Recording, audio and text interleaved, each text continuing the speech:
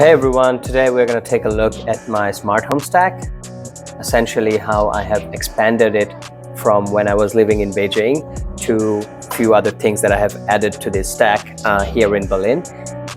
I'm going to walk you through my current setup. Mostly we're going to look at like the hardware level today. We're not going to deep dive into how the whole software stack is.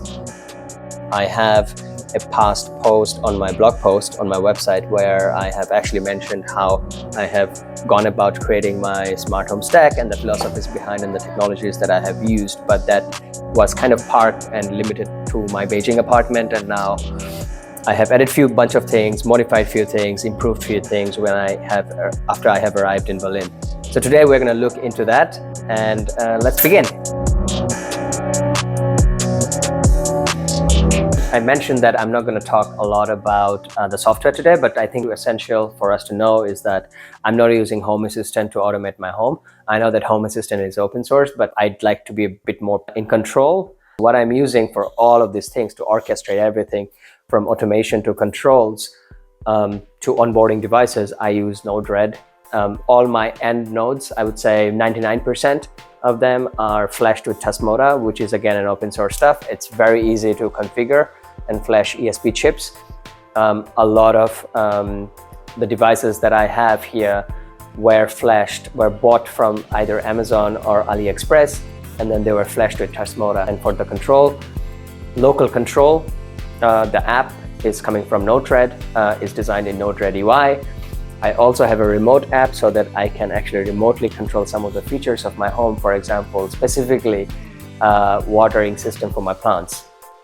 And basically I have a mirror of the same control system in a remote server that talks to my local server or Node-RED server, essentially over secure network and proxies. So, software is done. Everything at my smart home is controlled through this. This is our Raspberry Pi 4. It is actually being powered through a PoE hat. On my network stack, I have a PoE switch and a bunch of other things, but today we're just going to look at this. So Raspberry Pi 4 is the heart of the whole operation. It's running over a PoE hat, and it has a Zigbee to MQTT dongle to control my IKEA lights, because these are the new things that I have added. This wasn't there in my Beijing apartment. This is a new addition. This is where the Node-RED service is running, alongside few other things that I have for security reasons and for things like backup and device discovery and things like that. This is our entrance, and at the door we have an ESP32 flashed with Tasmota and a reed switch or door sensor, essentially. It helps our system to know if a door is open or closed and any subsequent actions that needs to be taken according to the logic that I have defined. So this is the hallway sensor, or a door open sensor for the hallway. Then we also have here a motion sensor that's running on also another ESP8266, I believe. It's an old version. And this is again helps to detect any motion that has been noticed here in the hallway.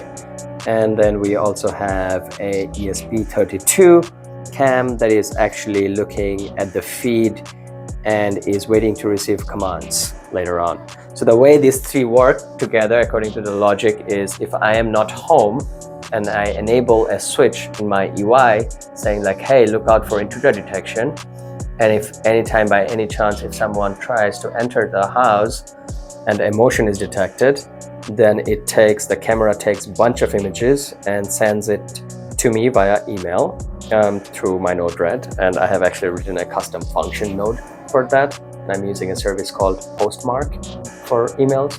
And it sends that bunch of images, compiles them as a GIF, and sends it to me as an attachment, and also calls my neighbor, essentially, that hey, an intruder has been detected. Moving over, first thing on the left is my workshop. This is where I spend most of my time. I would like to spend more time, but that's not happening these days. Anyways, let's see what devices do we have in the workshop.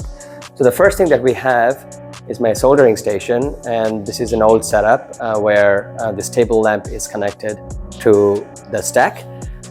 This essentially helps me to focus when I'm soldering, and this is running or is interfaced to the whole electricity through a Sonoff socket. Essentially, again, you can see like pins poking out of it because they are flashed with Tasmota for this reason. On this side of the room, we also have our soldering station, and this has actually, I have inserted a tiny Sonoff module inside this soldering station, so I can turn on and off the soldering station for physically through the button here, and I can also turn it on and off through my Node-RED server, that UI, or any other automation that I want to add to it in the future. So what I was doing back in Beijing was I would work on program on my desk, and while I'm doing something and I feel like I need to solder something, I would start heating up the iron right from there without moving a muscle, and by the time I come here, my iron is hot and ready to solder. So this is my soldering station setup, and it has 2 nodes, both of them are running Tasmota. Then we have a new buddy, new addition in this new workshop, and these are these IKEA lights, and they talk Zigbee, and to put them into the same grid as my rest of the IoT stack, I had to use the dongle that I showed you earlier in the Raspberry Pi. They have their local control through these their switches, and they also communicate through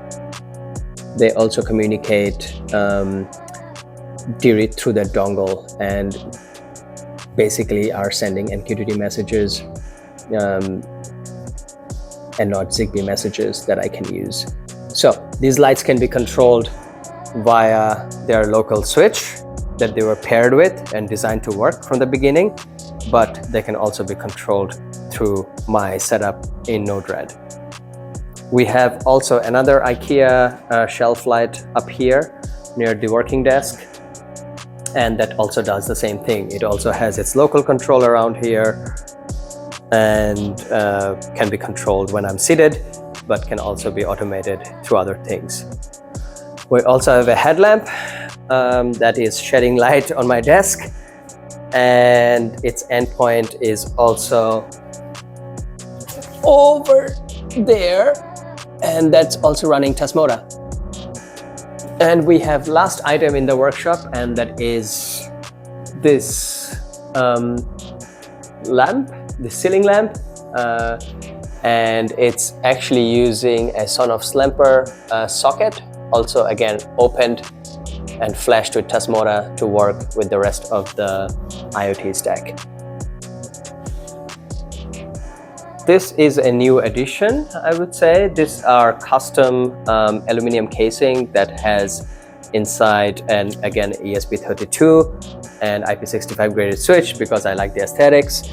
They come out of their shell like this, and they just go in and stay there. And the purpose of this thing is you can control a bunch of things with this, and you don't need always an app nearby, right?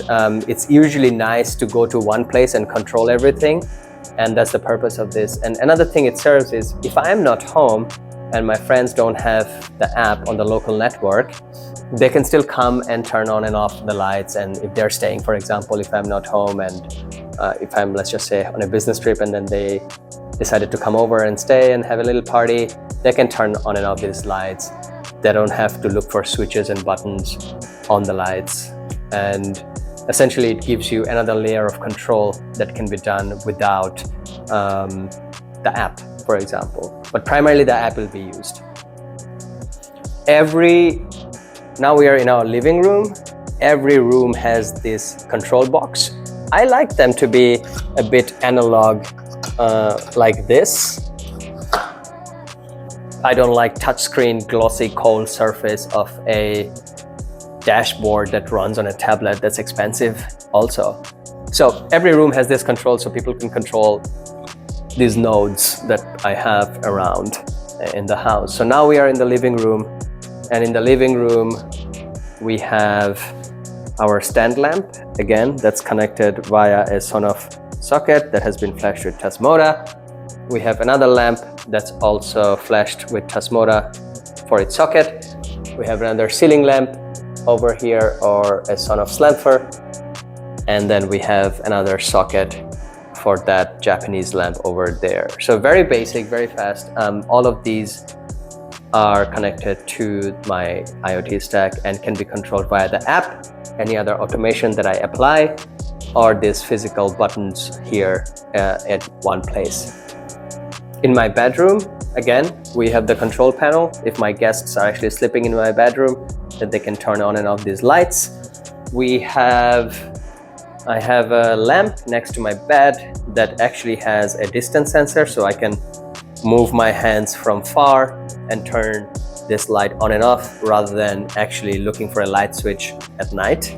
So it's not motion, it's kind of motion activated, but you don't have to get out of your bed. You can just like wave your hand in the dark and the light will turn on, more or less. Many people think that it's a camera, but it's not. It's a TSWAP sensor, IR sensor, and I kind of like this open, all the wires out kind of aesthetic. I could have packaged it very nicely, but it looks almost like an art installation from far. So that's the reason the way it is.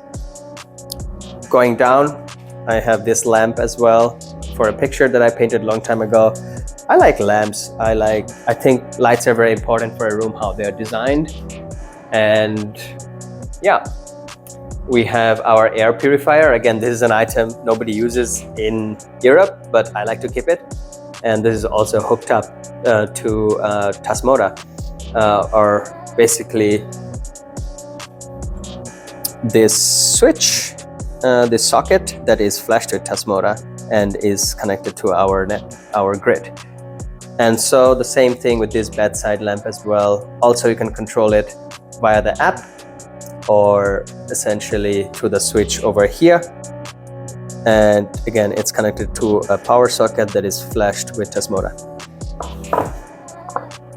All right, so there was a very short and quick walkthrough of what's in my home network. I'm working on another small router that will be decoupled from the home network so that, I'm safe from DDoS attacks. But that's something coming very soon. My router is running right now OpenWRT, which is an open source operating system, Linux based for routers.